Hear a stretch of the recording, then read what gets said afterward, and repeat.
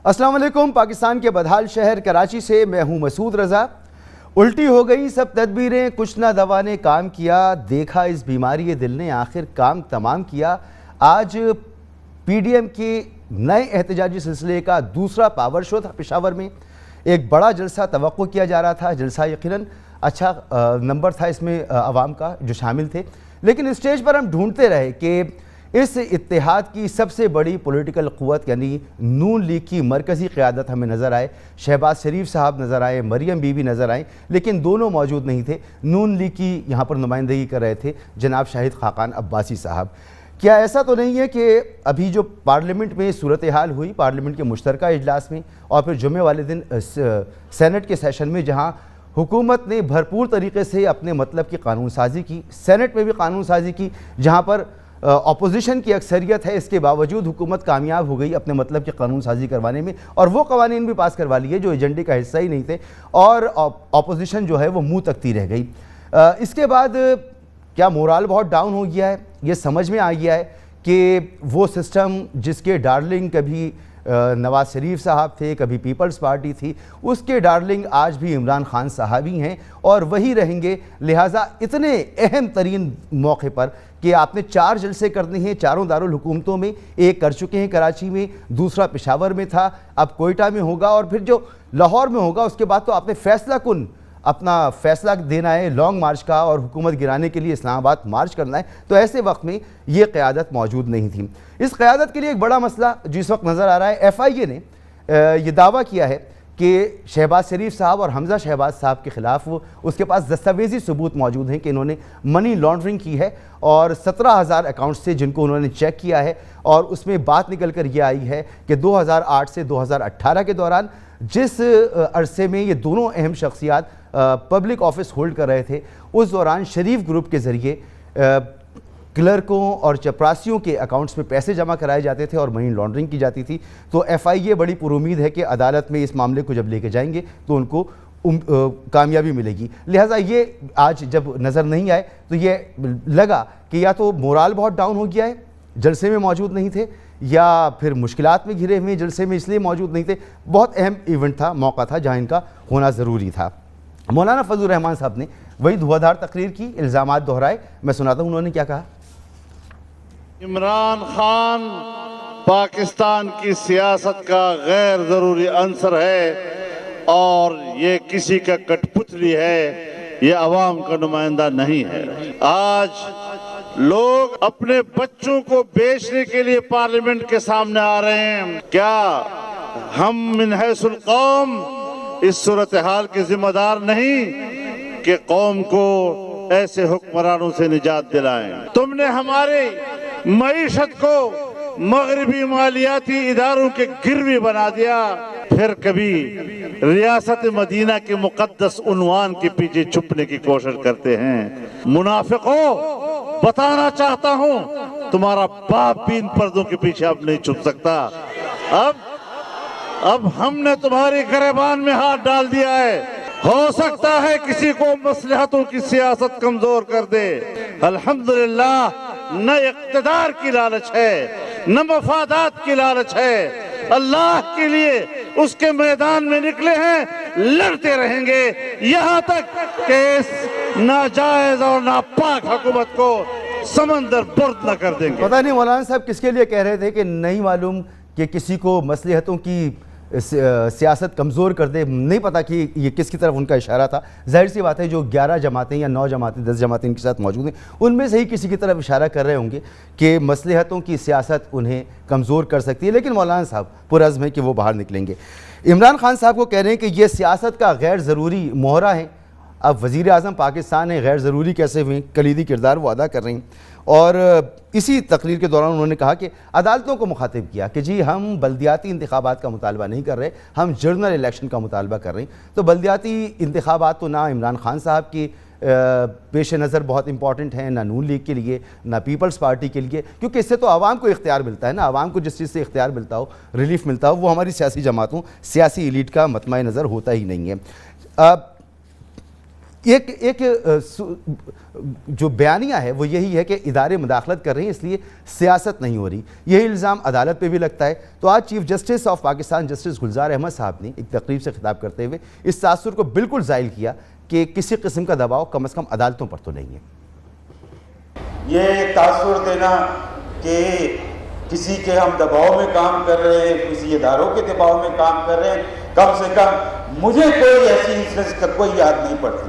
मैंने किसी दबाव का नहीं लिया किसी इदारे का, ना मैंने कभी किसी इदारे की बात सुनी, मैंने किसी के डिक्टेशन ना तो मैंने आज तक सुनी, ना देखी, ना समझी, ना कोई मैंने ऐसा असरात किए अपने ऊपर। और मैं समझता हूँ यही किरदार मेरे बाकी सारे जजेस का है। हमारी अदालत जो फैसला करना चाहती है फ्री है करने के लिए, और करती है, हर एक का मुआवजा करती है जिसका मुकदमा सामने आता है। बता दें किसकी डिक्टेशन के ऊपर कौन सा फैसला हुआ आज तक। लोगों को गलत बातें नहीं बताएं, इंतशार नहीं फैलाएं, इदारों के ऊपर से भरोसा नहीं उठवाएं लोगों का। किसी अनडेमोक्रेटिक सेटअप को हम एक्सेप्ट नहीं करेंगे, हम छोड़ देंगे, हमने पहले भी छोड़ा। सबसे इम्पॉर्टेंट बात यही है कि इदारों पर आवाम का एतमाद रहना चाहिए। अगर मुल्क भर के आवाम आज भी इंसाफ के लिए अदालतों की तरफ देखते हैं तो वो अदालतों पे भरोसा करते हैं। वो अगर मुल्क की इस्टेब्लिशमेंट की तरफ देखते हैं तो वो इस पर भरोसा करते हैं। उसका एक किरदार है जो माजी में भी रहा है, वो इस वक्त भी मौजूद है। माजी में आप कबूल करते रहें, इस वक्त कबूल नहीं कर रहे क्योंकि आप इक़्तिदार में नहीं हैं, ये एक बहुत बड़ा सवाल है। मेहमानों का मैं आपसे तारुफ़ कराऊँ, जमशेद इकबाल चीमा साहब रहनुमा तहरीक इंसाफ मेरे साथ मौजूद हैं, जावेद अब्बासी साहब साबिक़ सेनेटर रहनुमा मुस्लिम लीग नून सीनियर सियासतदान, सर बहुत शुक्रिया आपका। कादिर मंदूखेल साहब पीपल्स पार्टी की आम रहनुमा, सर आपका भी बहुत बहुत शुक्रिया।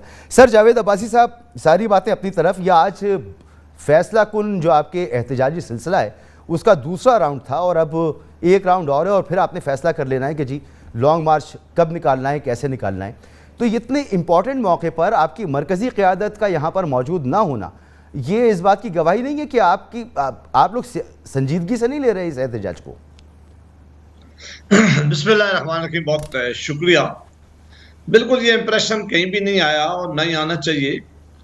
पीडीएम के जनरल सेक्रेटरी भी हैं शाहिद खाकान अब्बासी साहब, मुल्क के साबिक़ा वज़ीर आज़म रहे और मरकजी लीडर हैं पाकिस्तान मुस्लिम लीग के, वो भी मौजूद थे, बाकी क़यादत भी मौजूद थी और बाकी जलसों में इंशाल्लाह बाकी लीडरशिप जो भी जाएगी।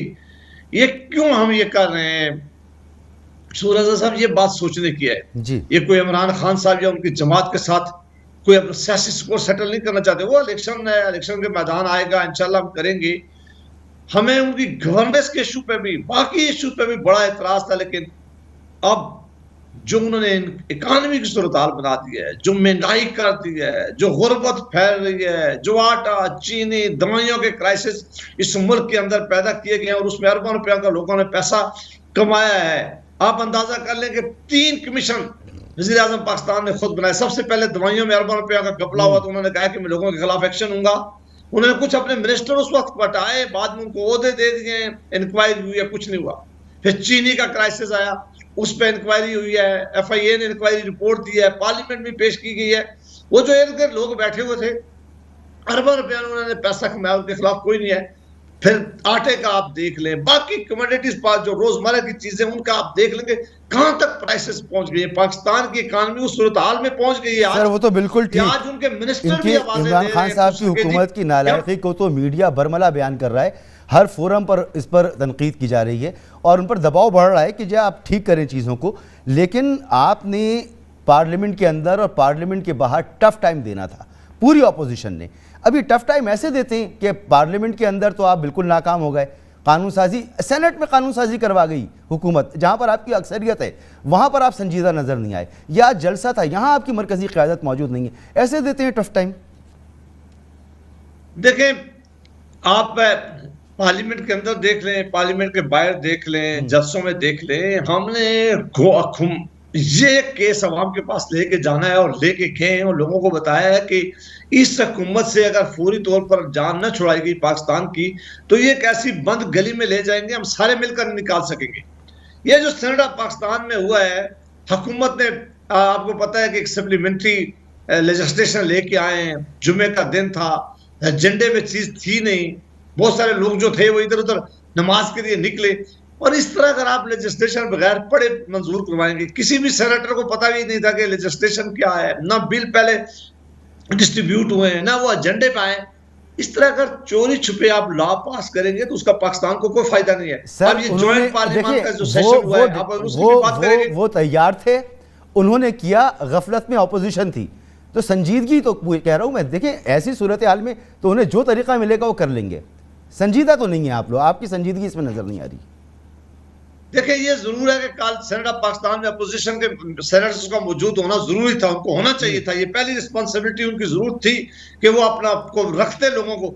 लेकिन मैंने कहा कि चूंकि एजेंडे पे न होने की वजह से फिर ऐसा हो गया है, बस उसके भी कोई जस्टिफिकेशन नहीं है। हमारे जरूर सेनेटर्स मौजूद होना चाहिए था, वहां रहने चाहिए थे, उन्हें जरूर इस बिल की मुखालफत करनी चाहिए थी। लेकिन 12 जुमे का दिन था, हुकूमत ने एजेंडे पे नहीं लाए, और ज्वाइंट सेशन में जो लेजिस्लेशन इन्होंने पास करवाए, देखिए वो क्या लेजिस्लेशन है, वो एक ऐसी ईवीएम मशीन वो इंट्रोड्यूस करवाना चाह रहे हैं। सियासी जमातों के अलावा आईन पाकिस्तान ने अगर कोई इख्तियार दिया तो इलेक्शन कमीशन ऑफ पाकिस्तान को दिया है। सर, इस मुल्क सर में फ्री वो सारे एतराज अपनी जगह, मुताल्लिका फोरम पर आप उसको उठाइएगा, लेकिन इस वक्त ये हकीकत है कि ये कानून बन चुका है और अब इन्हीं फुटिंग्स पर आगे चलना है। आप इससे पे फाइट कर लें, अदालतों में जाकर, आवाम में जाकर कर लें, लेकिन अब ये कानूनी ये हकीकत है। तो कादिर मंदू-खेल साहब, आपके तो सेनेट में कायदे हिज़्ब इख्तिलाफ, आपके लीडर हैं, आप लोग भी चूक गए, ये कैसी संजीदगी है सर? मसूद रज़ा साहब, जब से मैं पार्लियामेंट में आया हूँ, एक भी कौमी असम्बली का सेशन जुमे के दिन नहीं चलता है। ये सिर्फ TADA के लिए हुकूमत जुमे के दिन रखता है ताकि 3 दिन बाद दिहाड़ी मिल जाए, और जुमे के दिन अक्सर कोरम पूरा नहीं होता है और इस वजह से मेम्बरान जाते नहीं हैं। तो अब्बासी साहब से ही दुरुस्त फरमा रहा है कि जुमे का दिन और 12:30 बजे का टाइम वैसे ही नमाज का टाइम होता है, और जुमे के दिन सब लोग निकल जाते हैं क्योंकि कोरम पूरा नहीं होते। तो हुकूमत ने ये चालाकी करके ये बिल लाया। आपको सबको पता है, पूरा पाकिस्तान को पता है कि सेनेट में अपोजिशन की अक्सरियत है, ठीक है। तो दूसरी बात मैं ये कहना चाह रहा हूँ, यही चीज़ अगर आप मिसाल बना रहे हो तो 10 दिन पहले कौमी असम्बली में मियाँ जावेद साहब की मुस्लिम लीग नून की और मेरा बिल जजेस के अपॉइंटमेंट के हवाले से वो हमने पास करा दिया, और यही जवाब हुकूमत ने दिया है कि चूँकि हम पूरे नहीं थे वगैरह वगैरह इस तरह बात की है। तो वो तो रेगुलर सेशन था और आम दिन पे था, यानी वर्किंग डे जिसे हम कहते हैं फ्राइडे के अलावा, और वर्किंग डे तो फ्राइडे भी है, लेकिन जवाब बना रहा हूं कादिर साहब कि आपको तो उन्होंने दिया हुआ टफ टाइम। आपकी तमाम क़यादत जो है वो करप्शन के केसेस में, पूरी अपोजिशन की, वो कहीं ना कहीं फंसी हुई है, जकड़ी हुई है। आपको तो टफ टाइम दिया हुआ है, आपने टफ टाइम देना था पार्लियामेंट के अंदर और पार्लियामेंट के बाहर। तो मैं तो ये कह रहा हूँ कि ऐसे देंगे टफ टाइम कि वो चोरी छुपे जुमे के दिन किसी भी वक्त आकर, भाई सेशन तो जारी था ना, ऐसा तो नहीं है कि नमाज का वक्फा था, आपके लोग गफलत में पड़े हुए थे। देखिए, जब हुकूमत ने पाकिस्तान की तारीख़ में 33 बिल एक साथ पास कराए तो सबसे पहले तो हुकूमत की यहाँ नाकामी नज़र आई है। अगर मेरिट की बात कर रहे हैं तो ऐसे तो कानून ऑर्डिनेंस भी है, उसको आप गैर कानूनी कह सकते हो, कानून का एक हिस्सा है, मगर वो कानून उस तरह है जब असम्बली का सेशन नहीं चल रहा हो तो ऑर्डिनेंस आ जाता है। वो ऑर्डिनेंस तो दोबारा जो उन्होंने पास करा नहीं सके, नंबर एक बात। दूसरी बात, मेरिट ये है कि पहले कौमी असम्बली से बिल पास होता है, उसके बाद सेनेट से, और उसके बाद वो रबर स्टैम्प सदर मुमलिकत साइन करता है। तो ये तो पहले मरहले पे जो मेरिट है उस पर तो नाकाम हो, क्योंकि सेनेट से पास नहीं करा सके। होता है तो आप रबर स्टैम्प कहकर सदर मुमलिकत के ओहदे की तो तौहीन ना करें ना, यही काम होता है सदर मुमलिकत का। मैं कहता हूँ रबर स्टैम्प तो मैंने बड़ा अच्छा लफ्ज़ इस्तेमाल किया, उसी में बदतर रहा है। उसका काम क्या है, 2500 मुलाजमीन के साथ उस हाउस में बैठ के, और एक मरतबा तो उसको पता भी नहीं था, उसने साइन किया था, आपके सामने की बात है। तो आप अगर जिस सेनेट को हवाला दे रहे हो, जरदारी साहब नहीं तो वो इख्तियारात पार्लियामेंट के हवाले किए थे, ये तो आपकी कामयाबी थी। ये तो आप कहें जरदारी साहब को दुआ दें, अगर इन इख्तियारात के साथ आप सदर मुमलिकत को रबर स्टैम्प करें। सुन लो, जरदारी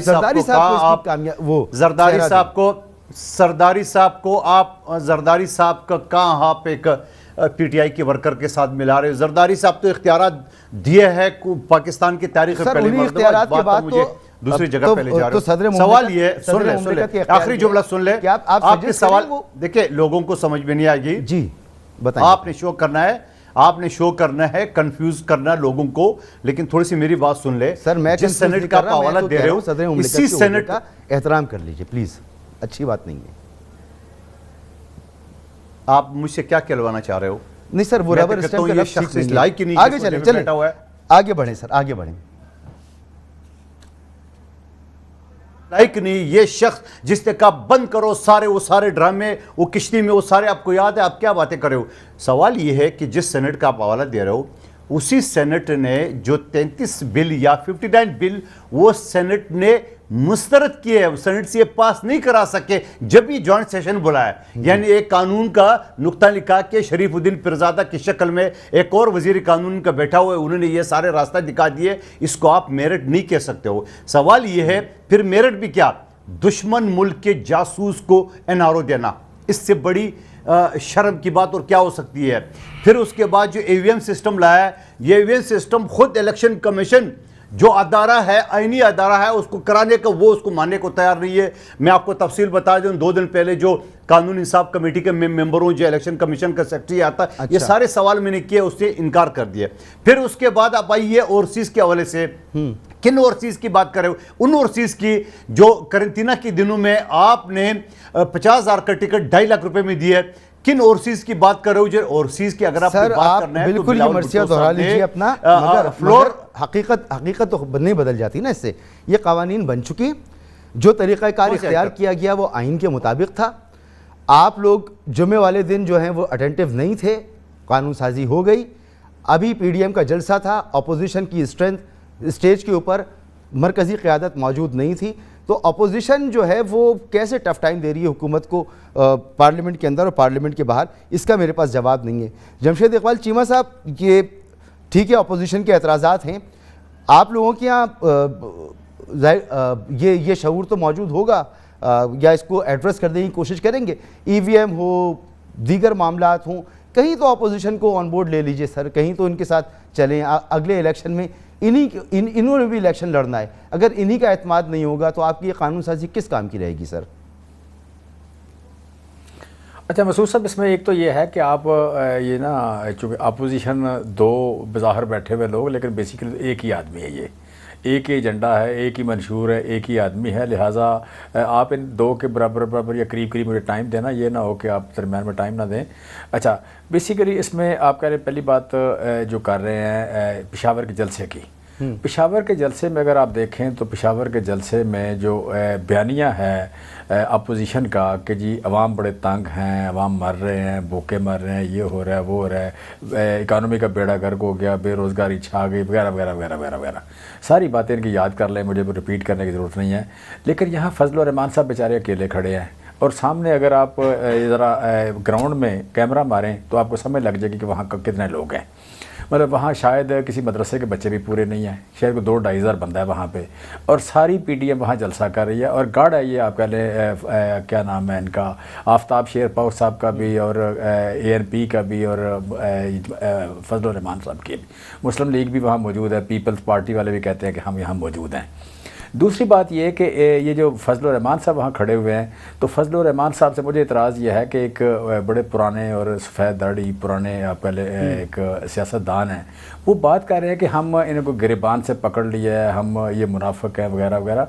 ये इस तरह की लैंग्वेज तो बदमाश इस्तेमाल करते हैं, इस तरह की लैंग्वेज पार्लियामेंट तो नहीं होती। जमशेद साहब, मेरा सवाल आपसे मुख्तलिफ है ना, जमहूरियत की बात करें, ये लैंग्वेज की बात देखिए, फिर वो 26 का धरना सर और लैंग्वेज कौन सी, अच्छा मुझे बात कर, मेरा सवाल मुख्तलिफ है। अच्छा मुझे मेरा सवाल बात कर प्लीज सर, मेरा सवाल बात कर लेते, मैं आप ही से बात कर रहा हूँ। मेरा सवाल आपसे ये था कि इतनी इंपॉर्टेंट कानून साजी जो पूरी नेशनल के लिए, पूरी कौम के लिए, नेशन के लिए, उसमें अपोजिशन आपसे मुतमईन नहीं है सर।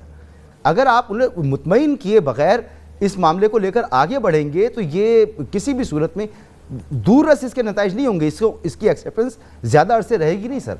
आपको इदराक होगा इस बात का। अगर वक्ती तौर पे अपने को फ़ायदा उठाना है सियासी, तो चलें ठीक है।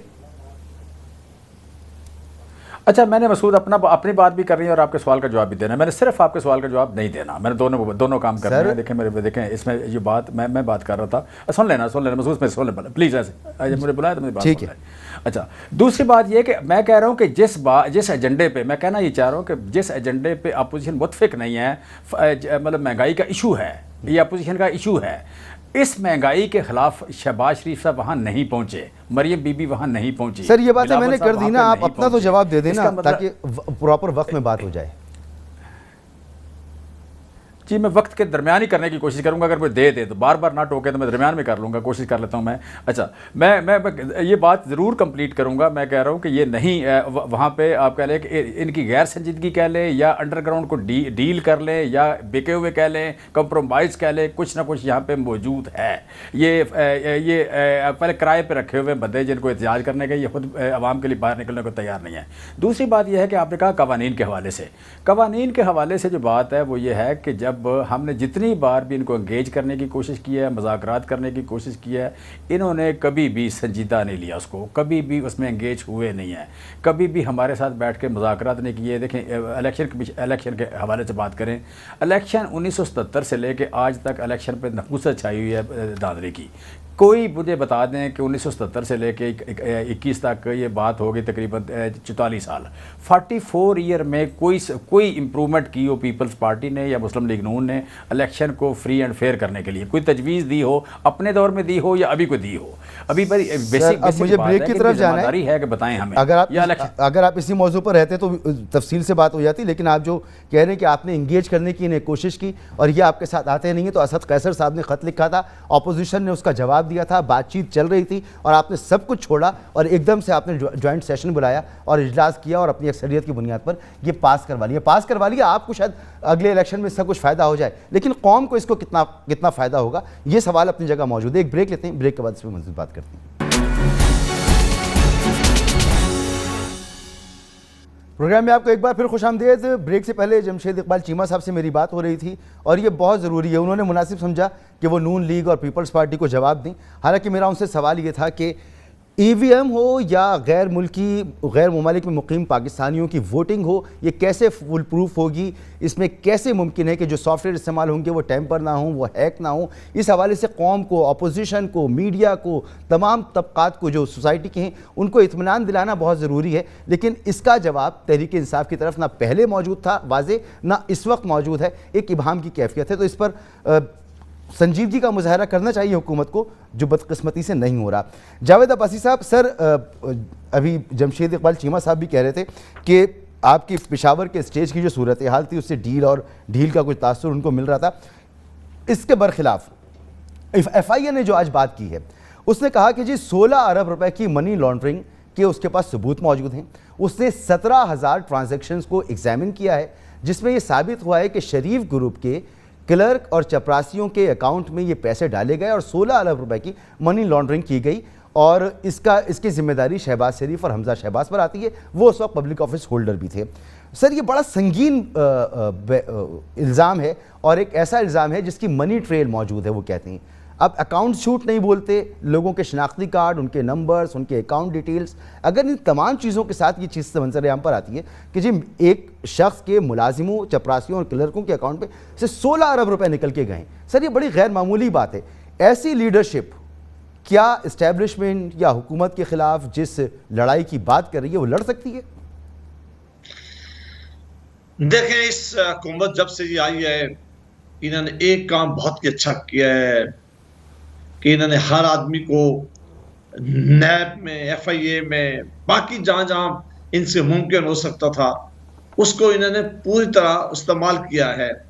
और एक ही बार बार गाली का कल्चर हो, इल्ज़ाम लगाना हो, लोगों के रेफरेंस बनवाने, और फिर इन सारे रेफरेंस के बारे में जब ये अदालतों में गए तो जब हाई कोर्ट लाहौर का फैसला आया तो आपने देखा होगा कि लाहौर हाई कोर्ट ने फिर इन फैसले में मुतल्लक किया गया। ये मामला जब सुप्रीम कोर्ट ऑफ पाकिस्तान में बाकी केसेस में गया तो इन्होंने सुप्रीम कोर्ट ऑफ पाकिस्तान के सीनियर जजेस साहिबान ने इन केसेस के बारे में क्या कहा। देखें, ये मामला अदालत के अंदर है, अदालत ही साबित करेगी, अदालत के अंदर लेके जाएं। बार बार अदालतें इनसे मांगती हैं कि आप रेफरेंस फाइल करते हैं, आप इल्जाम लगाते हैं, आप FIA को लगाते हैं। FIA कुछ भी कर सकती है कि वो इमरान खान साहब के अंदर काम कर रहा है, वो इंडिपेंडेंट अदारा नहीं है, वो इंटीरियर मिनिस्ट्री और इमरान खान साहब उसे देख रहे हैं। जो भी वो कहेंगे उसके लिए FIA वही लिखेगी। मामला तब सूद साहब की ये जब अदालत में जाएगा मामला, अदालत जब इसे देखेगी, अदालत के पास ये सबूत लेके जाएंगे। इस केस पे भी मैं इसलिए ज्यादा बात नहीं करता कि ये मामला तो सब्जेक्ट है, बाकी केसेस आप देख लें, सारी हमारी लीडरशिप के मुतालिक ये केसेस बना के गए थे। इन्होंने कहा था ये खरबों रुपया का लूटा हुआ पैसा हम वापस लाएंगे। मुझे मेहरबानी करके पूछे कि अब 3 साल होने वाले, कौन से पैसे लेके जाएं? किसी एक आदमी की किसी अदालत में कन्विक्शन इन्होंने करवाई हो, किसी हाई कोर्ट में या सुप्रीम कोर्ट में उन्होंने नैब के मुतालिक जो बातें की हैं अदालत ने, FIA को तो आप छोड़ दें, उन्होंने नैब के मुतालिक क्या किए हैं? उन्होंने कहा कि मास वाइज पिछले 3 सालों में नैब ने लोगों की पगड़ियां उछालने में, लोगों को पार्टियां बदलाने में, लोगों को हुकूमत जो है उसे कायम करने के अलावा कोई काम उन्होंने नहीं किया बदकिस्मती से। ये सारे इल्जामात हैं, ये इल्जामात लगते रहे हमारी लीडरशिप पे भी और पीपल्स पार्टी की लीडरशिप पे भी कि खरबों रुपए की मनी लॉन्ड्रिंग हुई है, खरबों रुपया कोई लेके चला गया है, ये फलां के अकाउंट में पैसे आ गए। और मेहरबानी करके ये इल्जाम लगाते लगाते अभी तो आपका हुकूमत खत्म होने का टाइम आ गया। कोई एक केस पकड़े, कोई एक केस अदालत में ले जाए, हमें सजा दिलवाएं, हमारे पैसे जब्त करवाएं, हमें सारे जमाने के लिए जेल में रखवाएं, लेकिन कोई अदालत में जाकर हमारे खिलाफ कोई मेहरबानी करके कोई एक फैसला तो लेके आए कि लोगों को आप बताएं कि आपने सच कहा है। ठीक है। इन्होंने इस नैब को, FIA को इतना ज्यादा खराब कर दिया, इसकी क्रेडिबिलिटी इतनी ज्यादा खराब कर दिया गया कि कल किसी का जेन्युइन केस भी होगा तो इन अदारों पर बिलीव नहीं करेगा, क्योंकि हर रोज की बुनियादों पर झूठ बोले जाए, हर रोज की बुनियादों पर इल्जाम लगाए जाएं, और फिर अदालत में कोई एक केस, आप बड़े सीनियर जर्नलिस्ट हैं, आपने कितने कवर किए इन 3 सालों में? हमारा और पीपल्स पार्टी का एक आदमी आप मुझे बता के दें कि जिस पे इन्होंने इल्जाम लगाए और अदालत में जाके केस भी साबित किया। अब झूठे इल्जाम, झूठी बातें करना, लोगों की पगड़ियां उछालना, खरबों रुपयों के केसेस बनाना, ये तो वो पार्टी है जो कहती थी कि खरबों रुपया बाहर पड़े हुए, हम आएंगे 3 महीना में हम सारे पैसे वापस लेके आएंगे। फिर इन्होंने कहा 6 महीना में वापस लेके आएंगे। वो पैसा कौन, क्यों नहीं वापस आप लेके आए? बिल्कुल जावेद अब्बासी साहब, आपकी बात में बहुत वजन है। इस जितने भी केसेस इन्होंने शुरू किए, अमूमन बल्कि कोई भी ऐसा नहीं है जो कंक्लूड हुआ हो, बल्कि लोग बाहर आ गए। कम से कम केस ही इतना मजबूत बनाए कि जी जमानत ना मिले, अगर हकीकत है इन केसेस में। लेकिन कादिर मंदू-खेल साहब, माजी का एक ट्रैक रिकॉर्ड है और माजी करीब का भी ट्रैक रिकॉर्ड है। 2007 में आसिफ अली जरदारी साहब बाहर आ गए, मुशर्रफ साहब से बेनज़ीर साहबा की पॉलिटिकल डील हो रही थी, उनका बाहर आना उसका हिस्सा था। रात में 10 साढ़े 10 बजे उनको वहाँ से रिहाई मिली। नवाज शरीफ साहब मुल्क से बाहर चले गए, सज़ा याफ्ता थे, जेल के अंदर थे, उनका इलाज, अदालत ने सिर्फ इतना पूछा था हुकूमत से कि आप ज़मानत लेते हैं, ज़मानत किसी की ज़िंदगी मौत की थोड़ी होती है, ज़मानत तो इस बात की होती है कि जी भरपूर इलाज जो इनको रिक्वायर्ड है वो मिल जाएगा। यहाँ पर हुकूमत ज़मानत ले सकती थी, लेकिन हुकूमत ने जाने दिया। तो ये डील और ये तमाम मामला, इदारे अपने काम करते हैं, चाहे वो नैब हो, चाहे वो FIA हो, और फिर सियासी मसलहतों की नज़र ही सारा मामला हो जाता है। ये भी तो एक हकीकत है ना कादिर साहब? आपने जो बोला है वो हकीकत होगा। आपने मुशर्रफ और बेनज़ीर के केस को डील का, हम 1 करोड़ मरतबा ऐसे डील पे या मुशर्रफ के कानून पे लानत भेजते हैं, पहली बात। दूसरी बात ये है कि चीमा साहब ने फरमाया कि पेशावर जो है ना वो ANP का और पीपल्स पार्टी का और फलां का गढ़ है। तो चीमा साहब की खिदमत में अर्ज़ कर रहा हूँ कि उस जलसे से, उस एहतियात से हमारा कोई ताल्लुक़ नहीं है, बल्कि बिलावल साहब ने कल ही पेशावर के नज़दीक नौशहरा, एक छोटा सा शहर है जो परवेज़ खटक का भाई जो MP है और भतीजा है, वो पीपल्स पार्टी ज्वाइन कर चुके हैं और वो जलसा था। तो PDM से हमारा कोई वास्ता नहीं है, PDM में एक अलग इत्याद है, पीपल्स पार्टी का अलग पार्टी है। दूसरी बात ये कि आप इस चीज़ों को सारा, ये जो अब्बासी साहब ने फरमाया बिल्कुल दुरुस्त फरमाया कि सुप्रीम कोर्ट ने तो यहाँ तक कहा है कि नेब एक पॉलिटिकल इंजीनियरिंग के लिए बनाया गया। माजी में भी नेब इसी तरह काम करते आ रहे थे सैफ रहमान की शक्ल में, ठीक है।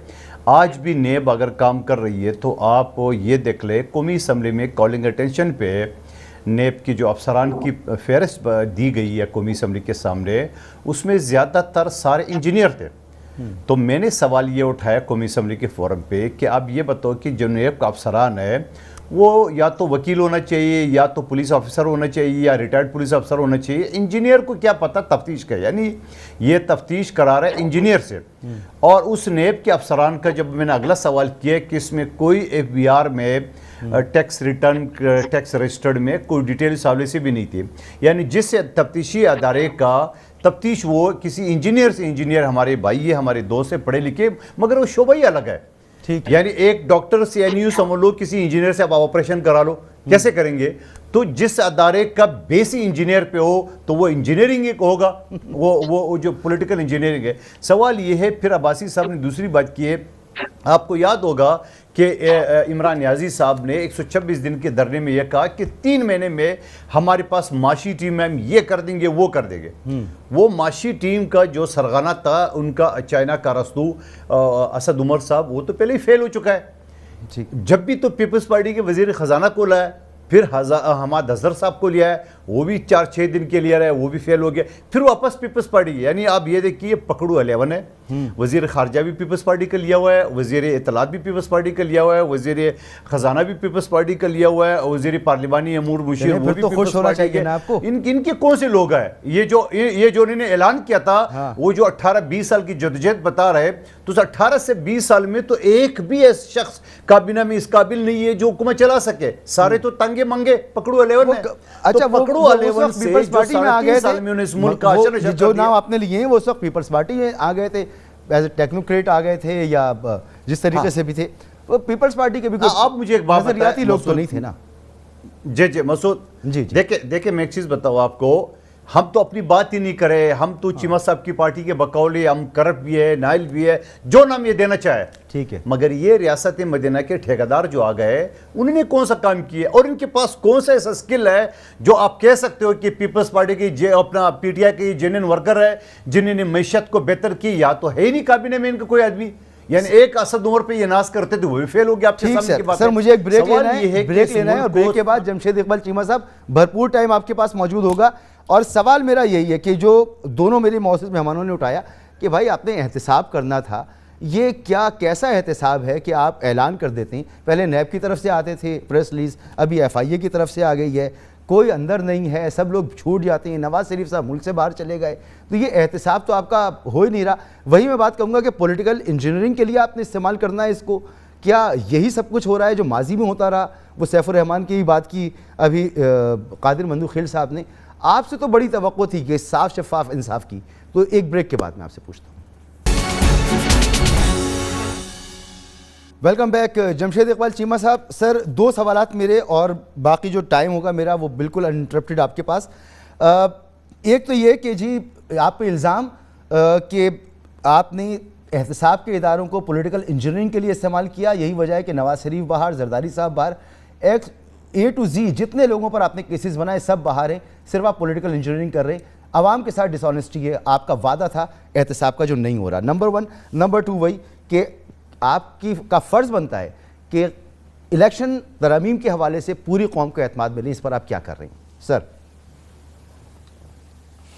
देखिए जी, इलेक्शन तरमीम के हवाले से हम पूरी कौम को एतमाद में लेंगे। हम आप कह लेंगे जो ट्रांसपेरेंसी है रिगार्डिंग मशीन की जो परफॉर्मेंस है EVM की, उसका फ़ायदा क्या है, और जो नुकसानात उसके बताए जा रहे हैं वो उसमें किस तरह नहीं हैं। फिर ये कि उसमें शफाफियत कैसे आएगी, उसमें जाली जो वोटिंग लिस्टें हैं उनका सद्देबाब कैसे होगा, जो मरे हुए लोग वोट डालते हैं, जिन लोगों का वोट होता ही नहीं है, जो किसी दूसरे इलाके में वोट है और सर्टन कैंडिडेट को आगे कहीं और वोट डालते हैं, उनका सद्देबाब कैसे होगा। ये सारी चीज़ें जो हैं वो सिविल सोसाइटी की बात कर लें, वकला की बात कर लें, साफ़ियों की बात कर लें, पॉलिटिकल पार्टीज़ की बात कर लें, हम हर बंदे के पास वर्कशॉप करने को तैयार है, जाने को तैयार है, मुज़ाकरात करने को तैयार है, बताने को तैयार है। हम ये करेंगे डेफिनेटली। इसके लिए मोमेंटम बनाना होगा, लोगों को एजुकेट भी करना होगा, हमें इस बात का पता है, हम ये करेंगे हर सूरत। अच्छा, दूसरी बात आ गई एहतसाब की। एहतसाब के हवाले से यहाँ अब्बासी साहब एक बात कर रहे थे। अब्बासी साहब देखें, ये जो ना मुस्लिम लीग नून की तीन बार हुकूमत रही है, 3 बार की हुकूमत में कौन सा ऐसा दौर था जब इन्होंने जरदारी साहब के केसेस नहीं बनाए हैं, या जरदारी साहब को करप्ट नहीं कहा, या जरदारी साहब को महा करप्ट नहीं कहा, और उनका पेट फाड़ने की बाकी जो कुछ भी है वो मौजूद है। अच्छा, अब आज भी जरदारी साहब को एक भी सज़ा नहीं हुई, हर केस से वो बरी हो गए।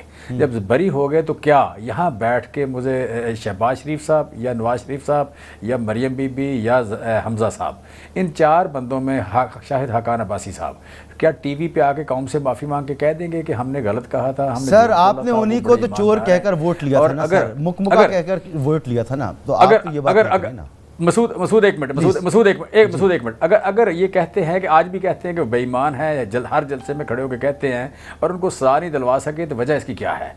हमें ये देखें, इन्होंने तो जज खुद भर्ती किए थे, इन्होंने तो नैब खुद बनाई थी, हमें तो नैब का, कोर्ट्स का, SCCP का, एंटी करप्शन का सारा इंफ्रास्ट्रक्चर बना बनाया मिला। इनके भर्ती किए हुए बंदे मिले, उनकी कैपेसिटी भी महदूद थी और उनकी हमदर्दियाँ भी इनके साथ थी। इनके तो बंदे अपने भर्ती किए हुए थे। सैफुर रहमान के थ्रू भी अगर ये सजा नहीं दिलवा सके तो ये जस्टिस इकबाल तो हमारे नहीं है। जस्टिस इकबाल को तो पीपल्स पार्टी ने और इन्होंने लगाया, हमने तो नहीं लगाया। बाकी उसके नीचे चपरासी से लेकर देखिए सर, सैफुर रहमान ने माफी मांग ली। कौन सा बंदा ऐसा है जो हमारा लगा हुआ है? माफी मांग ली सैफुर रहमान ने कि मैंने पॉलिटिकल सैफुर रहमान, मैं कहना अभी आपने भी वही काम किया। मैं कह रहा हूँ कि सैफुर रहमान के थ्रू भी ये सजा तो नहीं दिलवा सके। कहने का मतलब ये है कि आपकी अदालतें इसके आड़े आती हैं, आपके डिलेइंग टैक्टिस इसके आड़े आते हैं, आपके जो आपसे पहले जिन लोगों ने बंदे भर्ती किए हुए थे जवाबदेह उनको होते हैं। अभी रिसेंटली देखें जो वाक़या हुआ है मरीम नवाज साहब वाला, या जो राना शमीम वाला जो वाक़या हुआ है कि मरीम नवाज साहबा को जिस बंदे ने अब उसे कहा कि केस सुनना है मैंने, अब मज़ीद डिले नहीं हो सकता, एक राना शमीम नया लेके आए, एक नया कैलिबरी फांड आ गया, एक नई आप कह ले कतरी हाथ की तरह एक राना शमीम साहब आ गए। उनका बेटा पीते पिलाते कह रहा है कि जनाब वो मेरे बाप को सदर बनाया जाएगा और वो सदर बन जाएंगे। सर ये ऐसे इल्जाम टीवी हमारे बाप ने बता दिया, ये ना करें। मैं टीवी पे बैठ के अगर एक बंदा पी रहा है तो मैं सर वो आपको क्या पता ना उस गिलास में क्या है, और जो कुछ उसने कहा मैं तो रिपीट ही कर रहा हूँ ना, मैं तो कुछ नहीं, अपने पल्ले से तो कुछ नहीं कह रहा, मैं रिपीट कर रहा हूँ। मेरा सवाल ये है कि यहाँ पे जिस तरह केसेस बनाए जाते हैं, जिस तरह लोगों की वीडियो सामने लाई जाती है, जिस तरह लोगों को ब्राइब करके इस मुल्क में एक बंदा सदर बना, एक बंदा प्रेसिडेंट बना, एक बंदा गवर्नर बना, वो दोनों रिश्वत देने वाले थे। दोनों की खूबी ये थी कि उन्होंने जजेस को रिश्वत दी थी। जब आप जजेस को इस तरह आप कह रहे हैं कि ब्राइब करके घर के बंदे अपने नौकर या अपने मुलाजम भर्ती करेंगे, फिर उनको ब्राइब करेंगे, फिर उनके औलादों को जज लगाएंगे, फिर उनको प्रेसिडेंट लगाएंगे, गवर्नर लगाएंगे, फिर उनकी हमदर्दियाँ आपके साथ हैं, तो फिर मुस्लिम लीग नून, इसके बावजूद मुस्लिम लीग नून अगर जरदारी साहब को सजा नहीं दिलवा सकी तो हमारी भी कैपेसिटी इस हवाले से एक महदूद है। बिल्कुल सही सर, आपका पॉइंट आ गया, बहुत शुक्रिया। मेरे पास वक्त खत्म हो गया, मैंने आपको अनइंटरप्टेड टाइम दिया, आपका भी बहुत शुक्रिया। जावेद अब्बासी साहब आपका बहुत शुक्रिया। कादिर मंजूर खैर साहब आपका बहुत शुक्रिया। लेकिन तहरीक इंसाफ अगर कहती है कि क्योंकि नून लीग नहीं कर सकी, क्योंकि पीपल्स पार्टी नहीं कर सकी, तो हमारी क्या हैसियत नहीं करने की? तो सर आपने तो वोट ही इस बात पर लिया था कि वो आपस में मुखमुका कर लेते थे, हमें दो इख्तियार, हम करके दिखाएंगे। आज आप भी कह रहे हैं कि हम नहीं कर सके। इजाज़त दीजिए, अल्लाह हाफ़िज़।